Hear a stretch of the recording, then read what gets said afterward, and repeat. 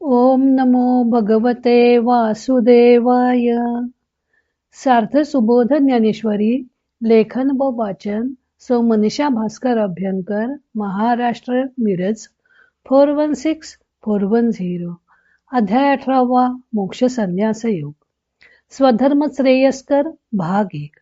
ओव्या आहेत 923 ते 934 आणि गीतेचा श्लोक आहे 47. भगवंत स्वधर्माचे श्रेष्ठत्व सांगत आहेत. श्लोक 47. श्रेयान् स्वधर्मो विगुणः परधर्मास्त्वनुष्ठितात् स्वभावनियतं कर्म कुर्वन्नाप्नोति किल्बिषम्. परक्याचा धर्म सुखाने आचरता आला आणि त्यापेक्षा आपला धर्म वर्णाश्रमास अनुसरून असलेले कर्मासाठी सदोष जरी असला तरी तोच श्रेयस्कर आहे. जाती स्वभावाने येणारे कर्म करणारा मनुष्य पाप पावत नाही. अग आपुला हा स्वधर्म आचरणी जरी विषमू तरी पहावा तो परिणामू फळेल जेणे. अरे अर्जुना, आपला हा स्वधर्म आचरण करण्याच्या बाबतीत जरी कठीण असला तरी ज्या परिणामाने तो फलद्रूप होईल त्या परिणामाकडे दृष्टी ठेवावी. जै सुखा लागे आपण पया निंबची हाती धनंजया तै कडूवटपणा तयाची या उबगी जेना. अर्जुना, जेव्हा आपल्याला निंबच सुखकारक होत आहे तेव्हा त्याच्या कडूपणाला कंटाळू नये. फळनया ऐलीकडे केळी ते पाहता आसम मोडे ऐसे त्यजिली तरी जोडे तैसे के गोमटे. फळण्याच्या आधी केळीच्या झाडाकडे पाहिले तर आशाभंग होतो. अशा वेळी ते केळीचे झाड जर उपटून टाकले तर तसे चांगले केळीच्या घडासारखे कोठे मिळेल. तेवी स्वधर्मू साकडू देखोनी केला जरी कडू तरी मोक्ष सुरवाडू अंतर लागी. ज्याप्रमाणे स्वधर्म हा आचरण्यास कठीण आहे असे पाहून तो जर कडू केला म्हणजे तो आचरण्यास कंटाळा केला तर मोक्षाचे सुख अंतरेलच. आणि आपुली माये कुब्ज जरी आहे तरी ती येते नोहे स्नेह कुढेही. आणि आपली आई कुबडी जरी असली तरी तिच्या ज्या प्रेमाने आपण जगतो ते तिचे प्रेम खरोखर काही वाकडे नाही.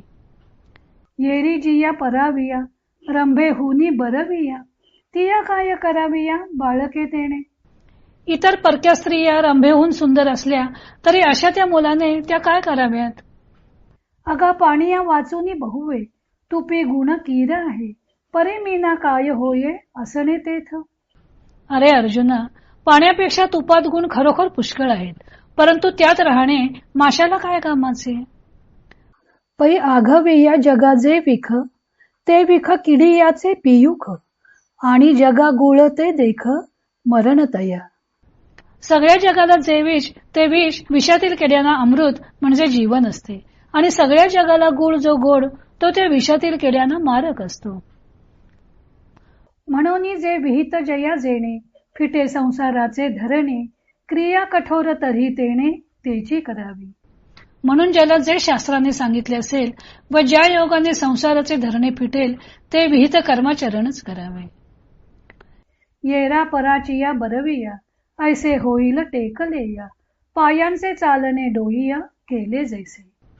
आपल्या विहित कर्मा वाचून इतरांच्या दुसऱ्या चांगल्या आचाराचा स्वीकार केला असता जसे पायांचे चालणे डोक्याने करावे तसे होईल.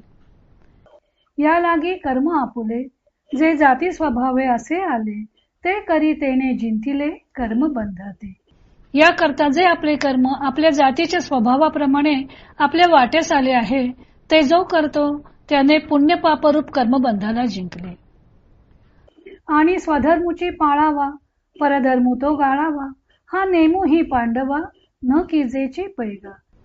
आणि अर्जुना, स्वधर्माचेच आचरण करावे व दुसऱ्याचा धर्म असेल तो टाकावा हा नियम पाळला जर नाही. भगवंत श्लोकात स्वधर्माचरण करणेच कसं श्रेयस्कर आहे ते सांगत आहेत. दुसऱ्याचा धर्म सुखाने आचरता येण्यासारखा असला व आपला धर्म जरी त्याच्यापेक्षा सदोष असला तरी स्वधर्माचेच आचरण करणे हितावह आहे. स्वाभाविक अशा वर्णाश्रम धर्माने प्राप्त झालेले कर्म केल्यामुळे पाप लागत नाही. या श्लोकाचा पूर्वार्ध 3ऱ्या अध्यायात 35व्या श्लोकात जशाचा तसाच आलेला आहे. त्या श्लोकात स्वधर्माचं आचरण करत असता मृत्यू आला तरी चालेल पण परधर्माचं आचरण करू नये असं सांगितलं होतं. या श्लोकाच्या उत्तरार्धात वर्णोचित कर्म केल्यामुळे पाप लागत नाही असं भगवंत म्हणत आहेत. मनुष्य परधर्म केव्हा स्वीकारतो? जेव्हा स्वधर्माचरण आचरण्यास कठीण वाटते, अपेक्षित फळ मिळत नाही त्यावेळी. याचा अर्थ तो स्वकर्माचरण आसक्त होऊन फलाच्या इच्छेने करत असतो. भगवंतांनी तर आसक्ती, फलाशा व अहंभाव सोडून कर्माचरण करण्यास सांगितलं आहे. मग कर्मासक्ती, फलाशा व अहंभावाने जर परधर्म स्वीकारला असेल तर मोक्षप्राप्ती कशी होईल? उद्या तोही धर्म आचरणे जाचक वाटू लागले तर जीव आणखी दुसऱ्याचे कर्म आचरण्यास सिद्ध होईल आणि शेवटी याला अंतच उरणार नाही.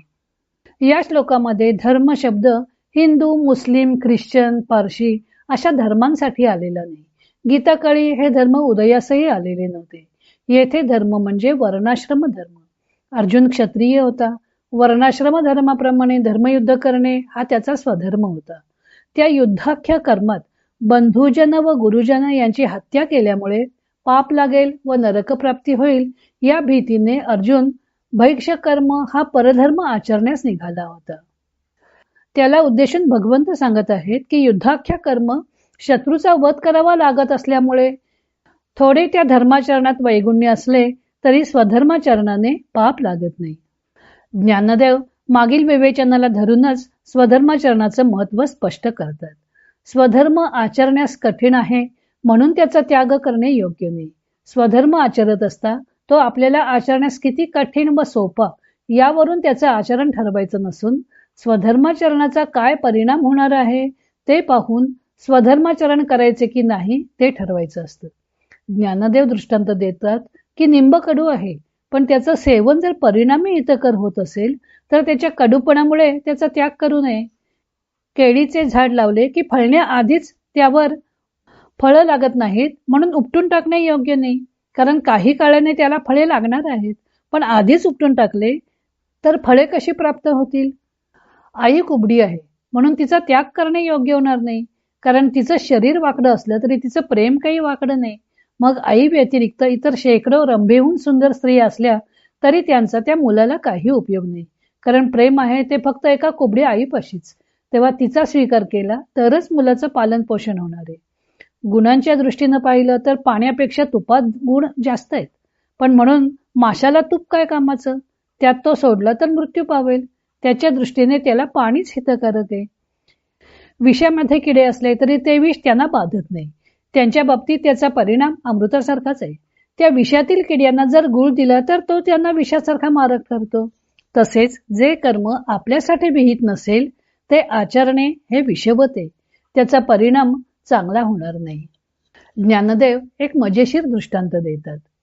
शरीराच्या प्रत्येक अवयवाचं काम ठरलेलं आहे. चालायचे तर पायानीच व द्यायचे असेल तर ते हातानीच, परंतु विहित कर्माचरण सोडून दुसऱ्यासाठी सांगितलेली कर्मे करणे म्हणजे पायाच्या ऐवजी डोक्यानं चालण्यासारखं आहे. तेव्हा वर्णाश्रम धर्माप्रमाणे जे कर्म आपल्या वाट्याला आलेलं आहे तेच करण्यात आपले व समाजाचेही हित आहे. त्यामुळे कर्मबंध शिथिल होऊन जीव मोक्ष मार्गावर अग्रेसर होऊ शकतो. पुढे भगवंत स्वकर्म का टाकू नये त्याचे आणखी एक कारण सांगणार आहेत. तो भाग आपण उद्या पाहू.